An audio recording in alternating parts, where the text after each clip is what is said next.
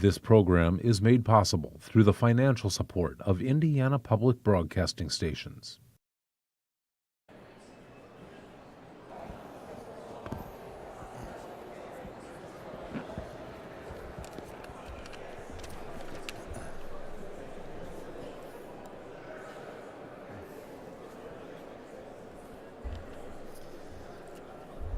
Good afternoon. Thank you for joining us for the 2019 State of Higher Education Address. For those of you I haven't had the pleasure to meet personally, my name is Chris Lamoth, and it is my honor to serve this year as the chair of the Indiana Commission for Higher Education. First, I want to thank the staff of the Indiana State House for their hospitality in setting up this room and getting everything together. We really appreciate that. I also want to thank Ivy Tech Community College, who is going to be our reception sponsor for providing refreshments, and I hope everyone can join us afterwards for some of those refreshments. We should all be thinking about what lies ahead at the end of a student's high school experience, whether it is to obtain an industry-aligned certificate, a two-year degree, a bachelor degree, or beyond.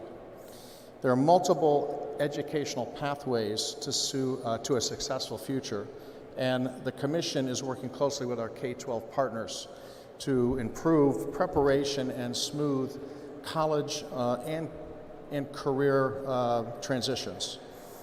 We will be discussing these topics further with Commissioner Lubbers' comments, but also tomorrow when we have our annual Kent Weldon Conference for higher education. So it is my pleasure to introduce the Commissioner for Higher Education, Teresa Lubbers. Teresa is coming up, I believe, on 10 years with the Commission for Higher Education. She served for 17 years as one of our really most thoughtful state senators, and was very, very involved in education activity as chair of the Senate Education and Career Development Committee.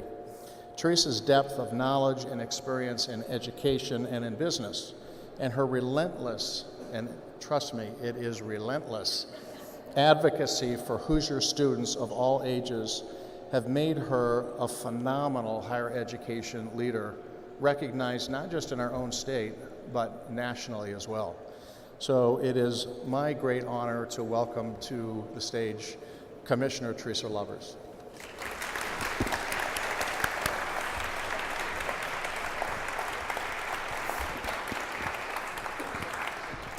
Good afternoon. Thank you, Chris, for your continuing leadership at the Commission for Higher Education. I really believe that you are uniquely qualified for this role to really bring together educators and employers, because this holds the best promise of really meeting the workforce needs by investing in the people who do the work. The Commission has been led by visionary leaders since we were created in state statute in 1971, and none more suited for this role than you. For nearly 3 decades, Chris has been at the center of many of the most important discussions about education and the economy. And as we consider the challenges and promises of higher education in 2019, we look to you and to other members of the Commission to build on the strong legacy to ensure an even better future for more Hoosiers. Will you please join me in acknowledging the members of the Commission who are here with us today and thank them for their service?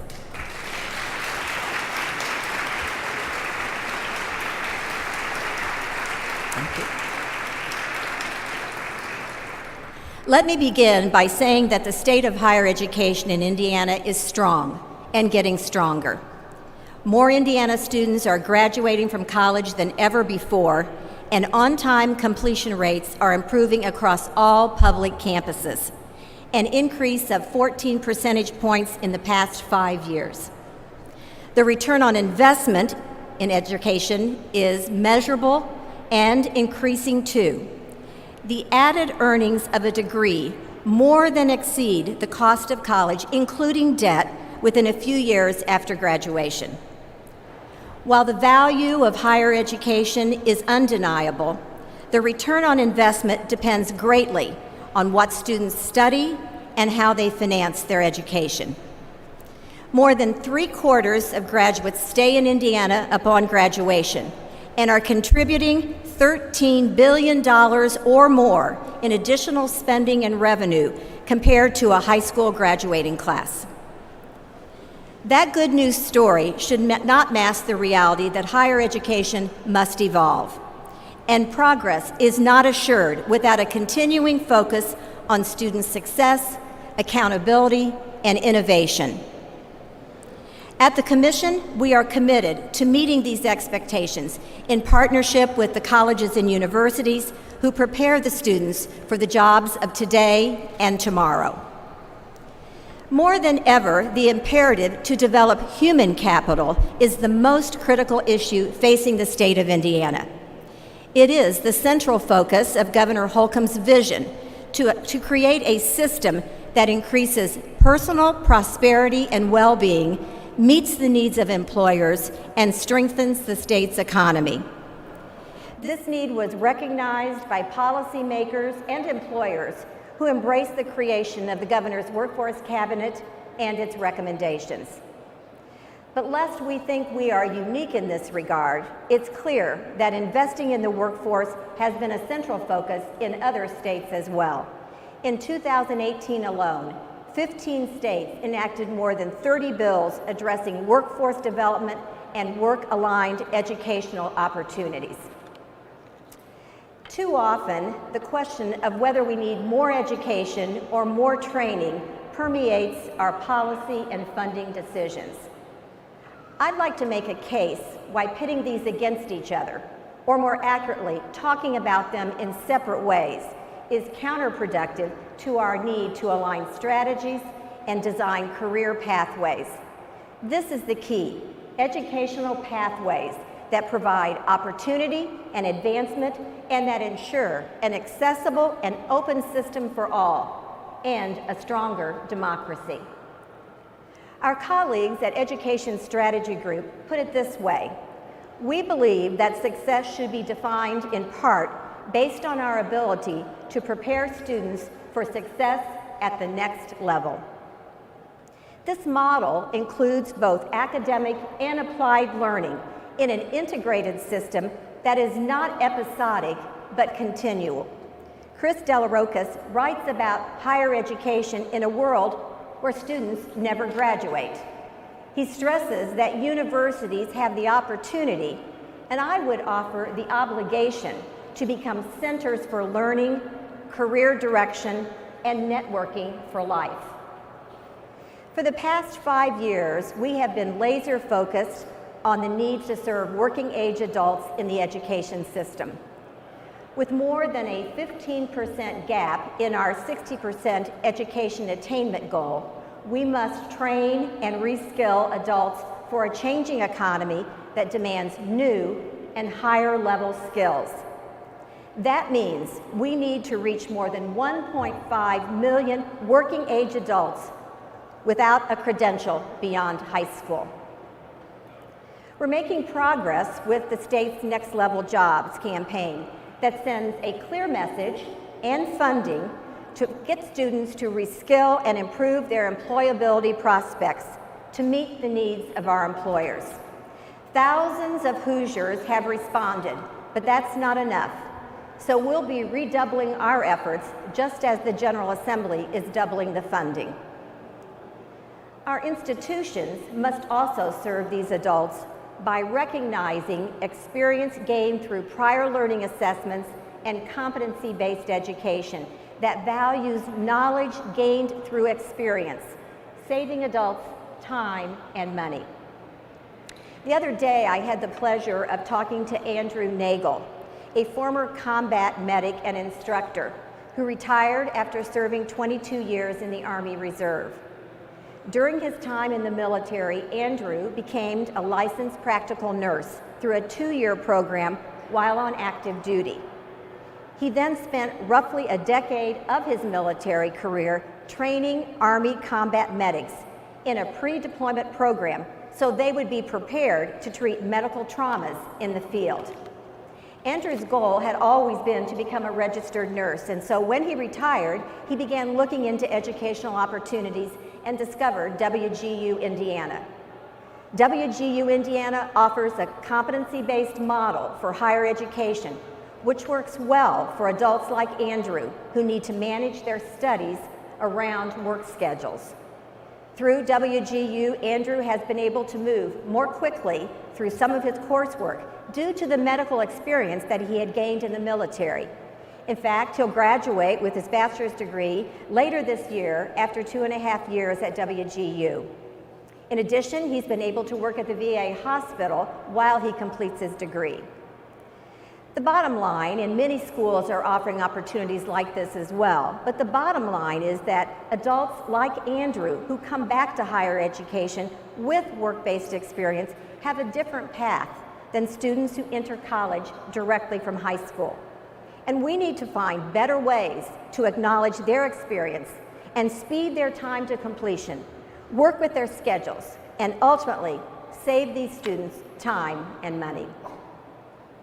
In thinking about career pathways, let's recall what happens when Hoosiers are not provided pathways in times of economic change. Like some of you in the audience, not too many of you because not many are as old as I am, but like some of you in the audience, I grew up in a time and a place that provided ample work opportunities without education beyond high school. Hard work was the ticket to success. If you'll indulge me, I'll be a little personal in my historical context. My parents are great examples of this era, both attaining success in their lives with a high school diploma. My dad sold cars for a living and later managed or owned his own dealerships. Until Indiana's Blue Law passed, requiring dealerships to be closed on Sunday, he worked 7 days and 6 nights every week. He provided job opportunities to more people than I know.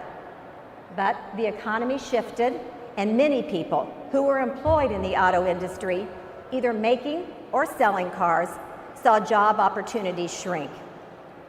It's also important to say that new job opportunities were created, but many people were left behind because they did not receive the preparation that was needed in a dynamic international marketplace. Vehicle sales actually doubled during the period of 1947 to 1972, as more cars were available at less cost for more people. But without the necessary investment in our people, as jobs changed and manufacturing moved into a new era, we witnessed a decline in both jobs and per capita income.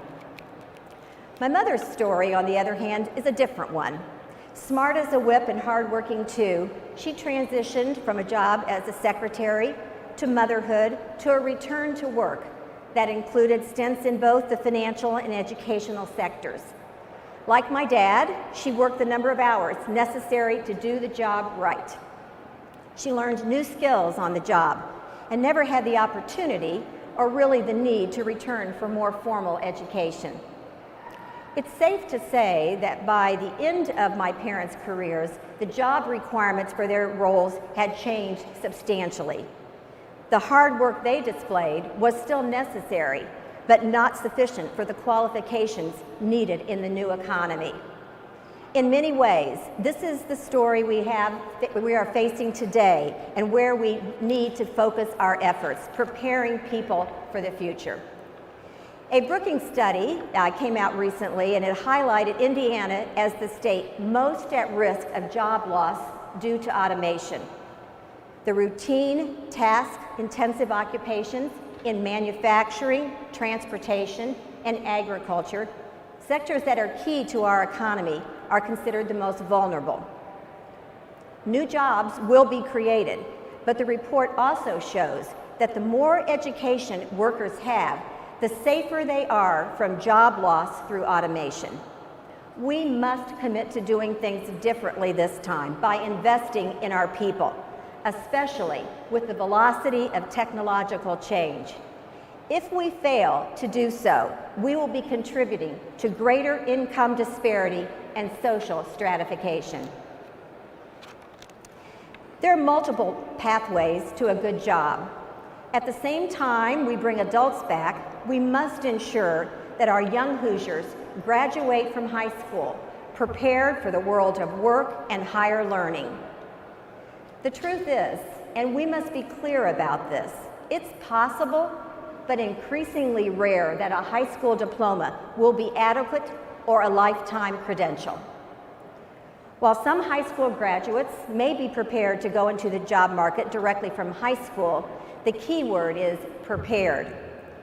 A high school diploma coupled with an industry certification or workforce credential can jumpstart a career, but it is likely to be the beginning of job preparation, not the end.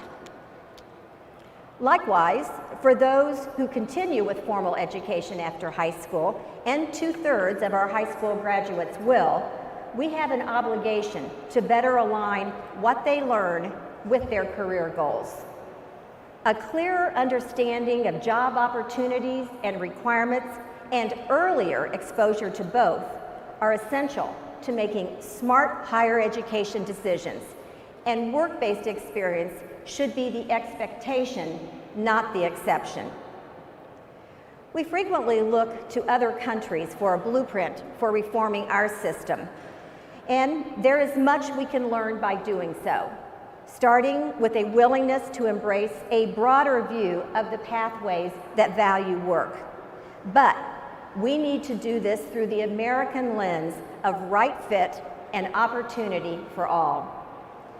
Governor Holcomb's Next Level Jobs initiative does it the Hoosier way: meet people where they are and help them move to the next level. The good news is that we are working more closely with our K-12 partners to improve preparation and smooth college and career transitions. In fact, over the course of the last year, the Indiana Post-Secondary Transitions Committee, which is composed of 15 higher education and K-12 leaders, met and developed a set of recommendations that were unanimously supported by the Indiana Commission for Higher Education and the State Board of Education. We agreed to develop and scale post-secondary transition pathways, beginning with a 12th grade math course that ensures more students are college ready. We agreed to promote navigational supports and activities for all students, such as those that are required, and improving success rates for our 21st century scholars. We agreed to expand the use of key post-secondary transition data to facilitate cross-sector collaboration. Our belief is that these joint strategies will improve post-secondary preparation and student success. We know that success in higher education begins in high school and even earlier. These recommendations reflect the goals that have been outlined in our strategic plan, Reaching Higher, Delivering Value, and will be the theme for this year's Weldon Conference, our annual higher education convening. We're encouraged by the progress reflected in our recently distributed College and Career Readiness Report that shows more students are ready. Remediation rates are down dramatically. 12% of students needing remediation when entering college compared to 28% in 2012. More students are earning college credit in high school, 64% compared to 47% just 4 years ago, resulting in substantial savings to students and families and the state. Dual credit courses save students and families an estimated $60 million in tuition costs. And while racial, ethnic, and income gaps remain, our 21st century scholars are seeing double-digit improvement in college access, persistence, and completion. First-generation students who are not 21st century scholars are not experiencing similar levels of success. Even if we succeed in preparing students for the next step after high school, they are likely to return for formal or informal learning as the jobs and economy change. This need, together with other challenges facing higher education, requires a new vision. This year, the Commission is undertaking strategic planning which will result in an updated blueprint for Indiana's higher education system. One that addresses demographic and enrollment patterns, financial pressures, new providers and ways of learning, quality assurance, workforce needs, and technology and automation disruption, all with an eye to return on investment for students and the state. Many believe, and I am one of them, that higher education is at a crossroads. We have seen the closure of some colleges, and many others are vulnerable because of their financial model and enrollment declines. Birth rates have declined in this country by as much as 13% from 2007 to 2012. The growth in college-going rates may have peaked, which threatens more institutional closures or the need to eliminate faculty and staff positions. Indiana's most recent college readiness report shows a decline in college-going rates from 65% 2 years ago to 64% last year to 63% in the most recent report. We also hear stories about students who lack employment skills upon graduation. Colleges will continue to be pressured to provide relevant degrees, and employers must do a better job signaling what they need that is not available in the talent pool. Alternative providers are moving in and challenging traditional colleges with offers of more timely, personalized career preparation. While Indiana has made significant gains thanks to our colleges and universities in controlling college costs, the value proposition for higher education is also being challenged as the percentage of borrowers and debt remains unacceptably high. As serious as debt is for the graduate, consider the impact for students who leave before completing. We have to do a better job in controlling costs and helping students handle their finances, or risk them choosing to not enter or to leave before they complete.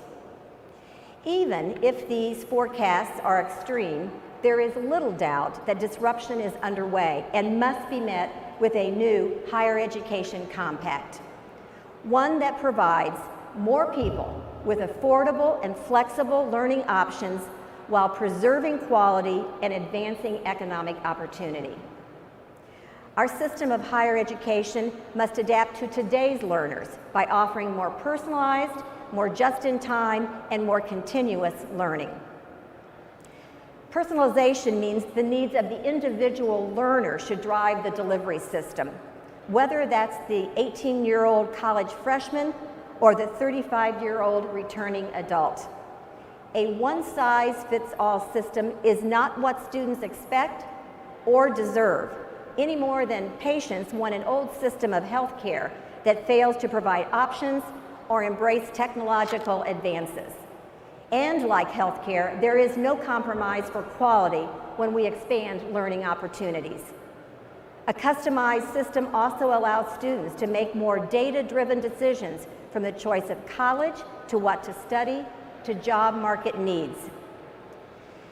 The concepts of just-in-time and continuous learning may seem at odds, but they are really in keeping with the idea of right fit for students based on job needs. Adults looking for better opportunities often gravitate to short-term quality certificates to propel their careers. Arthur Levine writes about the just-in-time learner revolution as a radical departure from a system rooted in Carnegie units by deliberately and intentionally championing variation focused on learning and outcomes rather than the duration of the time spent learning them. Likewise, more and more adults will return to higher education, even if they have a degree, to advance their careers in light of changing job requirements. One of the fastest growing areas on many campuses is executive and continuing education for alums and others who need to gain new credentials. Pop-up or mini courses are being offered to teach a specific skill or new technology in a condensed time frame. To make these models successful, employers and educators need to work together, from defining what skills are needed to providing affordable pathways to get them. I like the way Stephanie Sanford of the College Board puts it: knowledge, skills, agency. People learn things, learn how to do things, and then discover that they can use all that to make a difference in the world. Of course, it begins with learning things.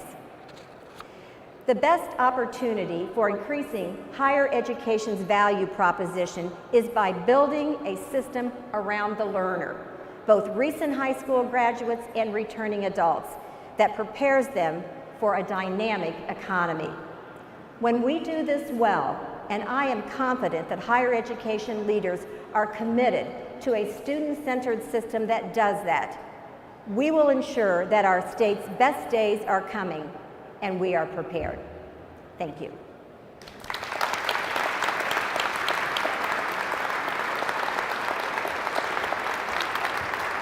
Thank you.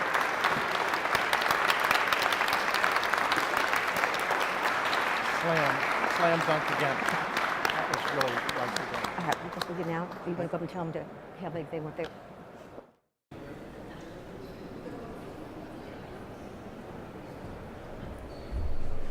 We hope everyone will stay for refreshments at the back, and we're having a reception afterward.